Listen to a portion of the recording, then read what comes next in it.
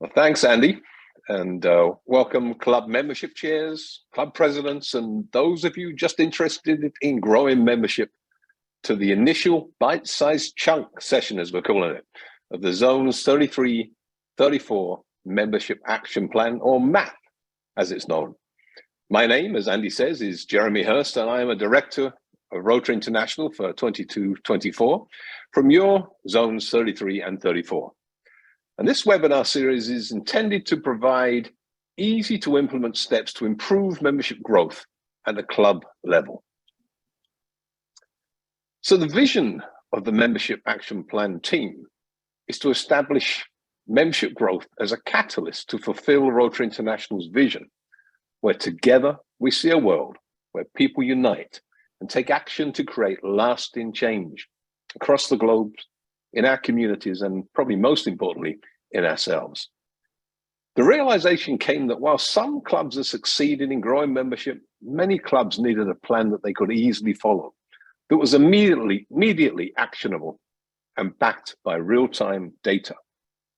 MAP offers a multi-year, data-driven, step-by-step plan to help our clubs achieve consistent, moderate membership growth. And a quick note on how we got here. A team of current and past membership, public image, and foundation people from our zones assembled to examine how to move the needle on membership growth. Their individual talents and collective knowledge created these monthly bite-sized chunk webinars, as we call them. They are also building a MAP database and website, which will roll out in early 2023, and will help you track and measure your success. And for good measure, we've designed an awards program to support, recognize, and reward your journey through the MAP plan. I can honestly say that none of them want the recognition. They've dedicated their time because they genuinely want to see your clubs create lasting change in your communities. They understand that if Rotary can grow more, it can do more, and that attracting and keeping new people of action will benefit us all. To give you the big picture, this membership system addresses the 4 areas that impact growth, and experience has shown that growth is only achievable at club level if we focus on each of these 4 areas. The prospect pipeline, which is the focus of today's session, asks if you are consistently generating enough prospective members and shows you how to. Attraction poses the question, are we making a successful case to our prospects about what is important to them? That's to say, meaningful opportunities to serve, leadership opportunities, or an expanded network of friends or professional acquaintances, for example. Onboarding considers how we prepare new members for success. How do we make them feel welcome to Rotary and part of our amazing organization? How do we show them the opportunities that exist for them and match their passions with what Rotary and our clubs have to offer? And lastly, engagement. Is your club a friendly group or a group of friends? How do we keep our members involved and ensure they get the right return on their investment, creating value for them from their Rotary experiences? These monthly sessions will provide fundamental techniques to help all our clubs recover from the challenges of the past 2 years and provide a map to achieve consistent, moderate club membership growth. And please note that whilst these methods are proven to work, they aren't intended to replace the successful processes already in your club. In fact, we want to hear from you what's working. And along the way, we'll be finding ways to share, for you to share, and to brag about your successes too.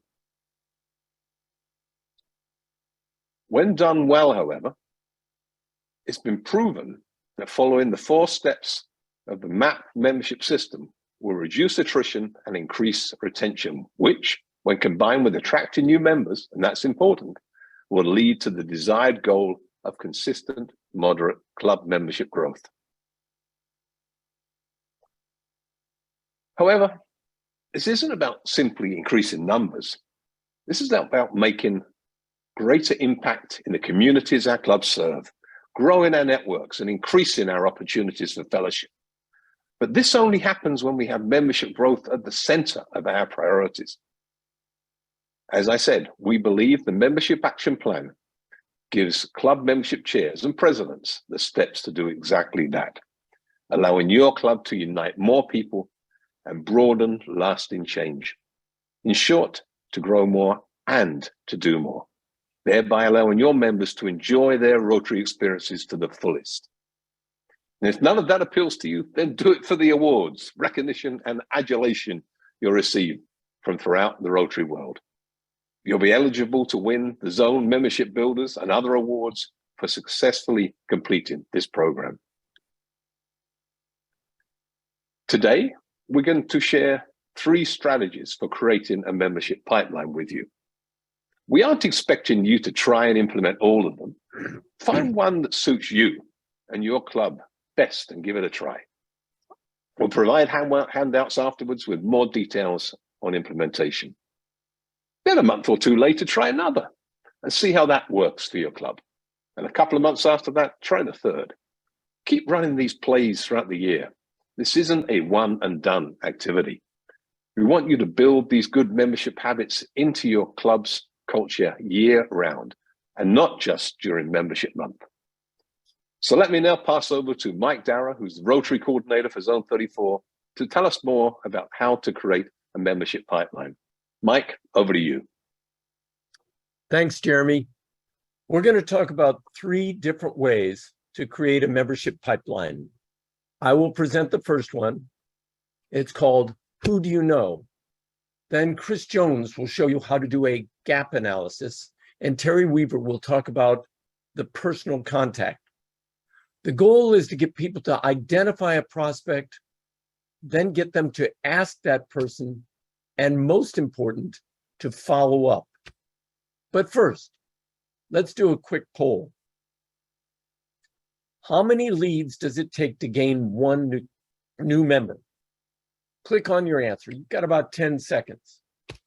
I've got to say, if any of you have had a sales job, you probably already know this. So let's see what the answer is. The answer is, and most of you got this, it takes 10 leads to come up with a good group of prospects and then get 1 person out of that. 10 contacts make 3 good prospects. But of those 3, it's normally about 1 is likely to join. It may not be the right time for the other 2 prospects, so keep them on your list. So how do you find the leads? How can you improve your success rate so it takes maybe less than 10 leads to gain 1 member? First, let's play Who Do You Know? At a club meeting, you pass out a 3x5 card to each person, and you ask people, who do you know that would add value to our club? Now, this is really important. You have your member write their name on the card, and then they list maybe 1, 2, or as many as 5 potential Rotarians. It's a great time to have the different tables in your meeting brainstorm ideas together. It really is true that you get more ideas when you work together. So let me ask you, take out a scrap of paper, and as we talk, write down a name of someone who would make your club better. Maybe they enhance your club's connection to the community, or they have a love for serving, or they're really interesting people who love to interact with others. It's not easy to come up with a name when you don't have time to think, is it? Does it help you if I had a couple of other ideas? For example, some of the best Rotarians are friends, neighbors, coworkers, or someone you sell to. You can increase your success rate if you do this during a club assembly. If you hand out these cards, you can ask different people why they joined Rotary. Have them stand up. Have them just tell their story. It helps members think of potential people. Chris Jones will be giving you some other ways to spark ideas for potential members when he talks about gap analysis. If you help your members come up with ideas, you'll build a list of prospects who will strengthen your club. Now, here are 2 steps you cannot forget. When you've gotten the people to write down the names, collect those names. It's great if you can leave those folks with the piece of paper they left, maybe take a photo of it, but you need to collect that to put it in your database. And second, follow up with the proposer. So now that you have the names and the proposer, follow up about every 3 to 4 weeks to make sure the prospect is being asked to an event that will resonate with the prospect. Many Rotarians aren't used to asking others to Rotary, so you may have to help by keeping it on their radar, just gently reminding them. And don't ask prospects up front to join Rotary. Ask them to come to something they'll enjoy, or even better, to an event where they can help. One final point. Your members might identify some great people, but none of your current members know them. That's okay. One club went from 28 members to 70 members in 2 years by creating a green room.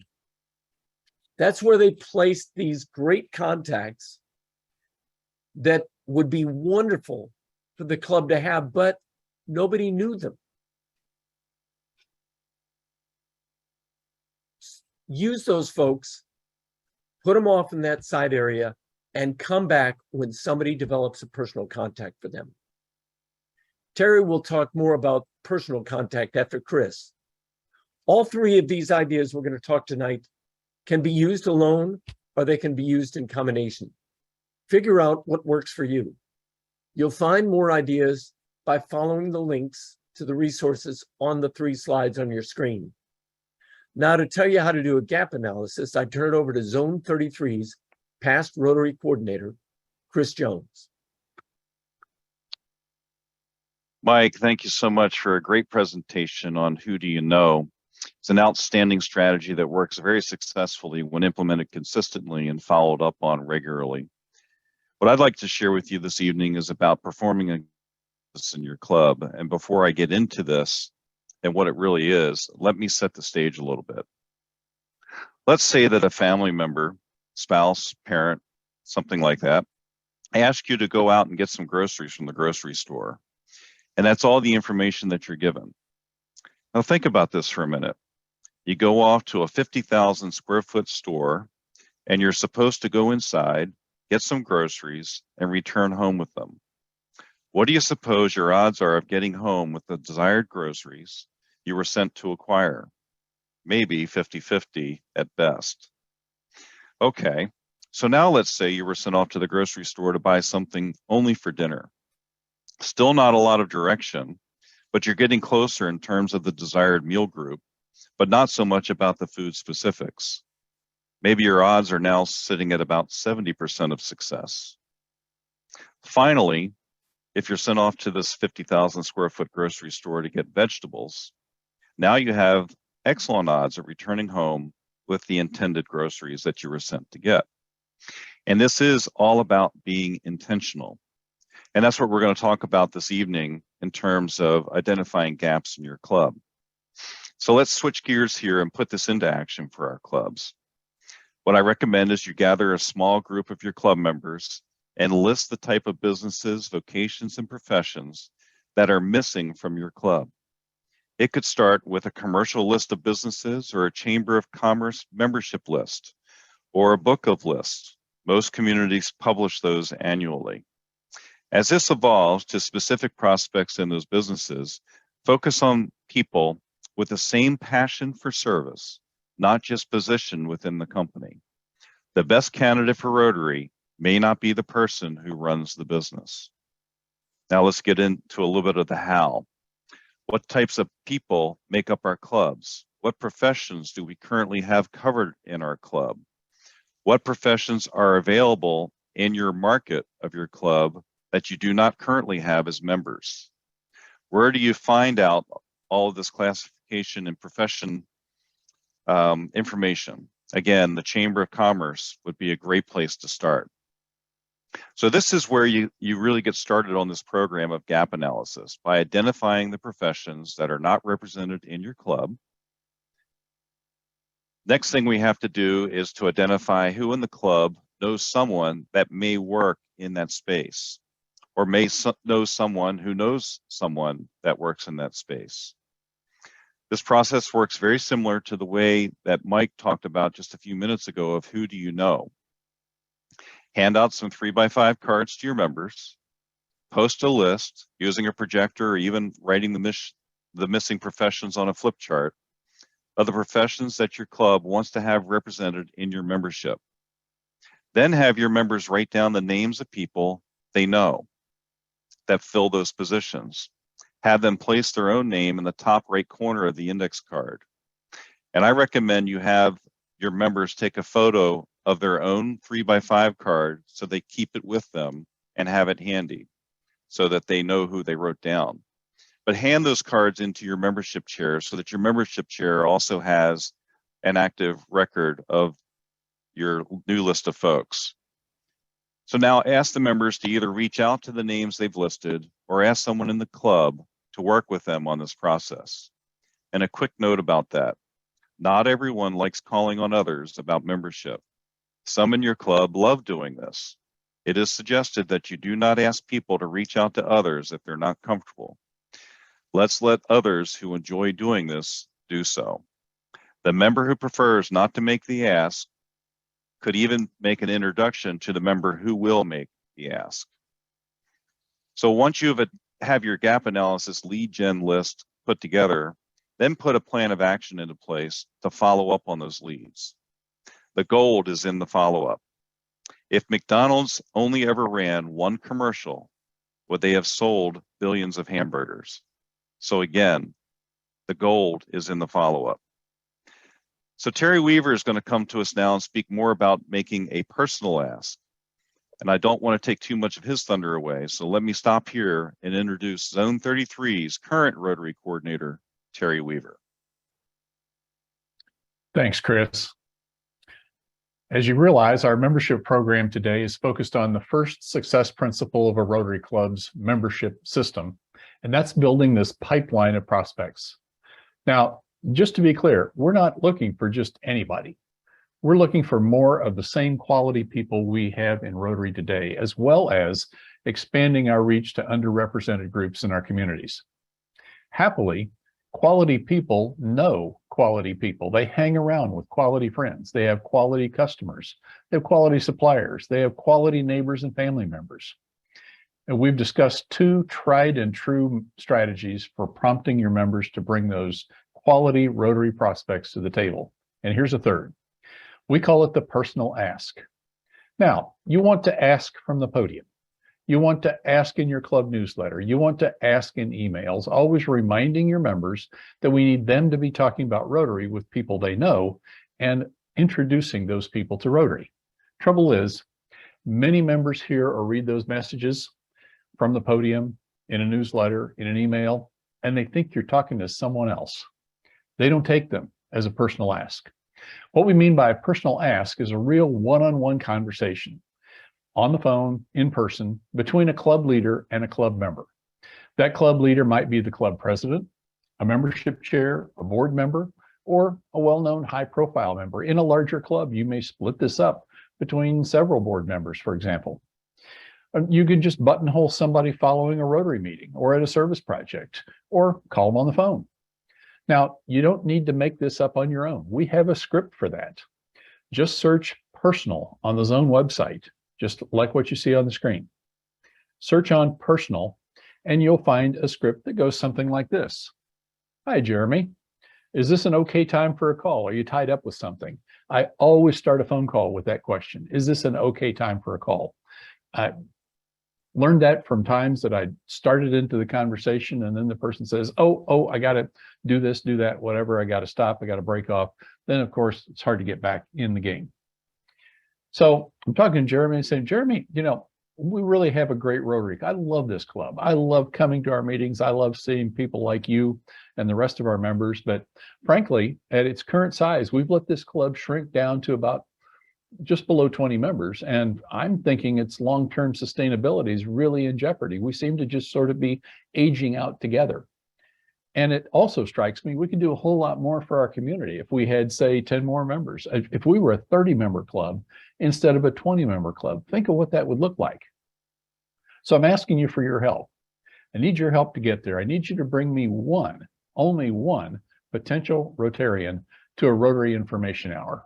We're going to call those Discover Rotary, or to a service project, one or the other, in, say, the next couple of months. Can I count on you doing this, Jeremy? Not only for the club, but also for me? And how can I help you get a list together of people you can invite to one or more of our membership events? Now, of course, you're acquainted with the person you're calling, so there'll be other things in between these sort of talking points, but you get the idea. We need to start with why it is important that our Rotary Club consistently, moderately grows rather than shrinks. Then we need to talk about what kind of people we're looking for in order to grow that Rotary Club, these quality Rotarians, similar to the quality of Rotarians you already have on the books. Folks, this will work. I've done this. What you're trying to do is prompt and inspire your members to bring prospects to the table, preferably to a Rotary Information Hour where they can learn something about Rotary. You'll hear a lot more about that next month. Or maybe to a service project where they can experience Rotary close up and personal. It's personally not my recommendation that you invite a prospect to a club meeting. Now that I know is a tried and true and failed strategy of old. And the reason for that, folks, is that when you invite somebody to a Rotary meeting, how many of the minutes in a Rotary meeting do we spend talking about what Rotary is about? It's certainly easy for a guest or a potential member to visit a Rotary meeting and know absolutely nothing more about Rotary when they leave than when they came in. So let's invite them to something where they can learn something about us. Okay, let's recap. We presented 3 strategies. Now, these are each guaranteed to help you prompt and inspire your members to bring prospects to the table. I'm saying guaranteed because we've seen clubs do all 3 of these things successfully. So the first is an exercise you can do during, say, the opening, the run-up to a club meeting before you ring the bell, or perhaps at a club assembly. And you're asking your members, who do you know? Asking them to invite those people to an event. The second is identifying these gaps in your membership where you're missing an industry, vocation, some business types or professions, and asking your members to specifically target their prospecting efforts on those segments. That does work a whole lot better than just think of somebody who would be a good Rotarian. And then there's the personal ask. Yeah, I'll give it to you. That is some work for those doing the asking. But you know, folks, building membership is some work. You have to add energy to a business to grow it. You have to add energy to a Rotary Club to grow it. So the person that's doing that ask might be the president, the membership chair, a couple of board members. It's some work for them, but I got to tell you, the yield on that personal conversation beats 10 podium announcements, plus 10 emails, plus 10 bulletin articles. That one conversation will get you some prospects. Now, remember, no matter how you build your pipeline of prospect names, use your member management platform, something like DACDB or Club Runner, to enter and keep track of those names. Track those names, phone numbers, email addresses, and sponsor names. Now you got this, right? You need an intentional strategy, perhaps one of these 3, to get members to bring prospects to the table. And then you need to use a club-wide platform to keep track of those prospects. You got this, right? So next month's topic. Next month's topic is Connect with Prospects. That's on September 12th. Same time, 5 o'clock in the evening. And we'll answer questions like, how do you create an event where you'll invite those prospects and they'll feel inspired and attracted to Rotary? Here's a hint. It's something other than a club meeting. What do you tell them? What do you ask them? So for right now, start executing your plan to identify and capture prospect contact information. We'll bring you the next bite-sized step of this program next month, where we'll talk about how to connect with those prospects. So at this point, let's take some questions. Audley Knight, our regional membership officer, will moderate those. Audley? Thank you very much, Terry. And the idea is just simple information that we're sharing. But first, let me just start. Put in the chat one thing you've heard today that you're going to put into practice over the next 30 days. We'll capture that. Password coordinator George will be taking on that one as well too. But put that in the chat and just see what will you take away? What has really resonated with you this afternoon? But shifting a little bit and going back a little bit, this gap analysis is a nice fancy wording, but this is coming from something we've done in the past. So I'm gonna throw this question over to Chris. We've often heard it as a classification analysis, and our older Rotarians in tenure, not age, speak a little bit about classification using the same wording as gap analysis as to a way to find persons that are not in our clubs. Audley, thanks for the question. And classification in the long time ago days of Rotary was how we diversified our club by having different people from different professions in our club. And the gap analysis is really just another way to create diversification in our club. Not only diversification in terms of different types of professions, but diversification in different types of ideas. And it just gets us more quality members into our club. And following up on that, as simple as this question is, we got it in the Q&A. Where can we find this list of the most common classifications or gaps in Rotary? Where do you think a club member or a club membership chair could just search quickly and find that? Is that a question for me, Audley? Question for you, Chris, yes. Okay, so the very first place that I always go to is the Chamber of Commerce. There is also a book of lists that comes out annually that lists the different professions in various markets. But for me, the Chamber is just a no question. I mean, that's just my go-to. I have this question I'm going to pass over through to Terry. Who is the best person from your experience in our club to get prospects, to seek prospects? Is it everyone in the club should we divert it only to the club membership committee? What are your thoughts on that? Rotary is a membership organization, and it's a membership organization that was built from a core of 4 people. Your Rotary Club started with a core of 4 people, and it built to whatever it took to get chartered, probably 25 members at the time. And some of your Rotary clubs built to hundreds of members. You know, that didn't happen because just 1 or 2 people were working at it.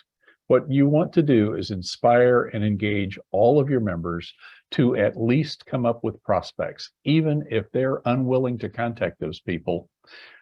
Figure out a way that you can at least get some names on the table. Now, granted, it is a whole lot more effective if the prospect that George knows is called by George. But if that's completely out of the question, I'm okay with calling somebody up and saying, hey, Max, my name's Terry Weaver. I'm part of the Rotary Club of Greenville, and I've known George for years and years through that club, and we've really enjoyed each other. I love the stories he tells, and I know you're a friend of George. And I wonder if you come to an event where you just learn a little bit more about our Rotary, no obligation, just to come spend an hour with us before lunch, then join us for lunch. And I'll see if George can come along as well. Is that something that you might have an interest in? That's how that goes. The follow-up question for you, and I'm going to see if Chris could possibly do his usual magic and possibly put a link somewhere. And that simple question is, where can we track our visitors in DACDB? Other parts of our zone will use Club Runner, but is there a particular option or platform in DACDB where you could use something like a customer relationship management thing? So Terry, that's the question. Chris, I don't know what you may have in your back pocket. Sure. Well, I'll tee this up for Chris. Yeah, In DACDB, there's what we call member types. And some of those member types are Rotarians, such as active or R85 or active satellite or active family and so forth. But you can also have member types in DACDB, as you know, that are not active member types. If you put somebody in DACDB as a guest, for example, somebody that attended one of your meetings, that doesn't go up to RI, that doesn't go anywhere. That's just basically a local database for your club. And in that member type list, there's also the member type potential member. That's what we use. Now, my club is a large club. We need a lot of prospects in order to find the number of new members we need in a year. We have almost 400 of those potential members in our DACDB database. Now, if you're familiar with some of the other features of DACDB, such as the email distribution engine called Pmail, you'll realize that you can now start drip marketing those same people, just the way Amazon does to you. But I wouldn't do it quite that often. Maybe once a month, you send that list of potential members either some information about an upcoming service project that they might be interested in helping out with, or you send them one copy of your club bulletin, your club newsletter, say once a month. And what that does is just pops that Rotary brand in front of them. And of course, that means that this person that I called a friend of George, and we talked about Rotary a little bit, and he didn't bite on that one. But after, say, 4 or 6 or 8 months of getting a little ping from my Rotary Club once a month, you might even bring it up with George and say, hey, you know, I might be interested in looking at that. So that's a good way to start, is harvest those prospect names and enter them in DACDB as potential members. All you need is first name, last name, email address, and mobile phone number. That's all I ask my members for. First name, last name, mobile phone, email address. You can cover the rest from there. Chris, anything you'd like to add on the DACDB side? Because we have some questions on what other options are there, so please. Audley, thanks for that. And Terry, thanks for your great explanation. And Audley, there is really no link to publish other than DACDB.com for DACDB, because once you're inside of DACDB, you'll click on the various icons of where you need to go.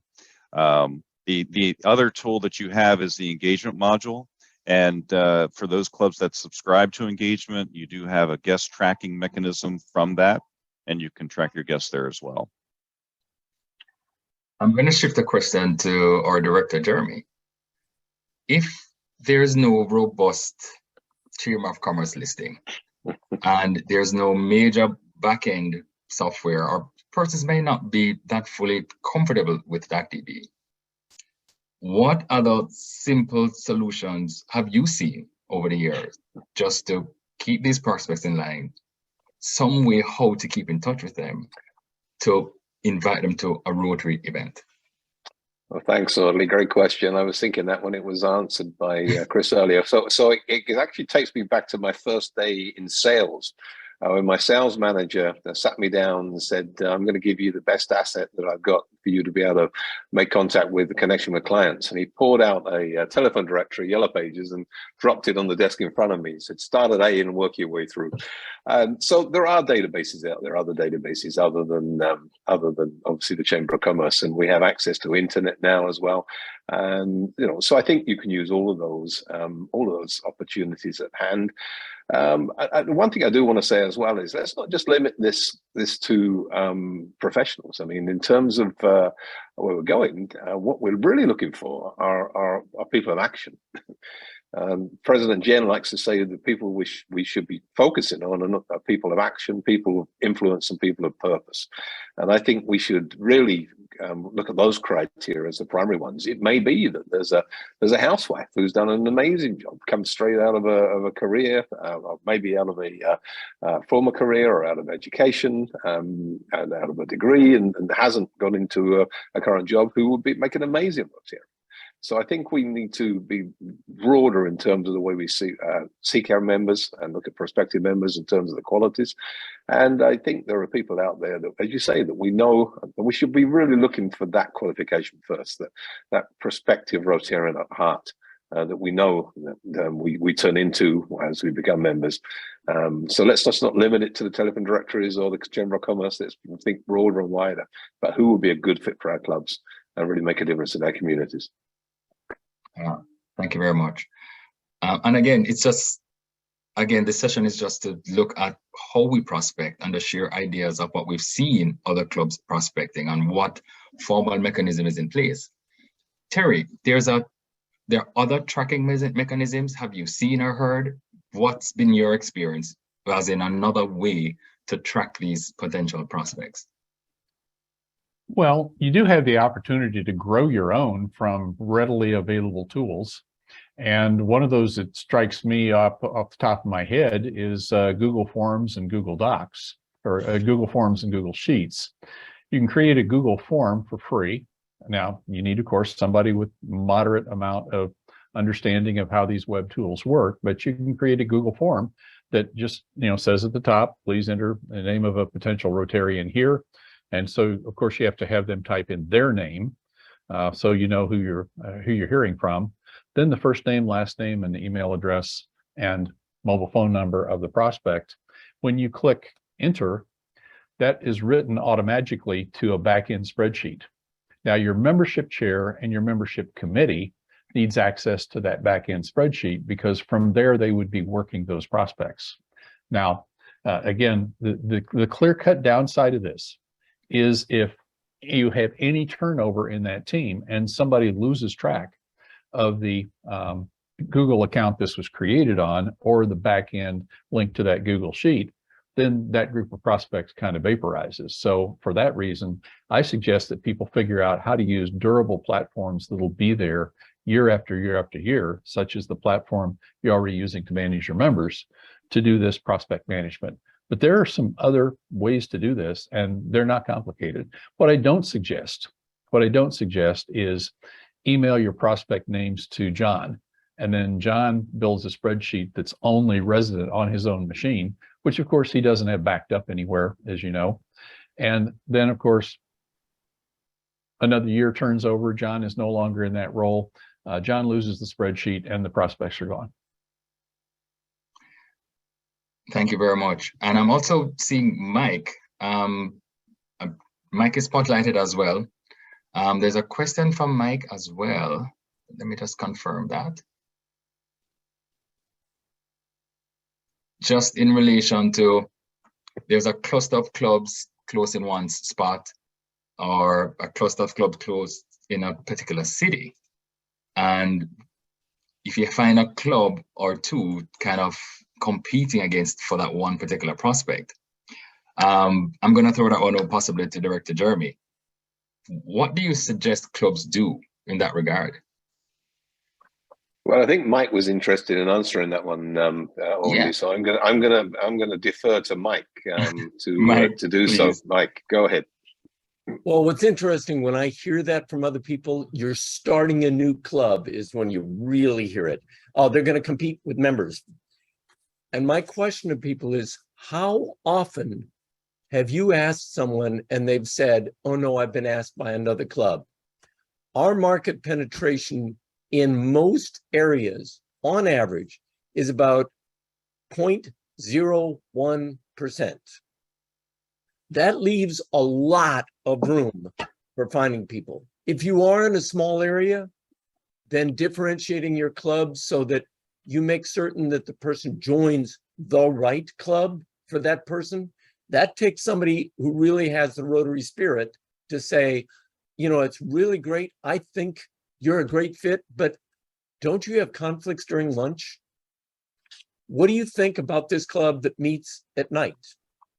When you develop that, many areas use a president's council, and the presidents get together and establish that rapport so that they do refer to each other.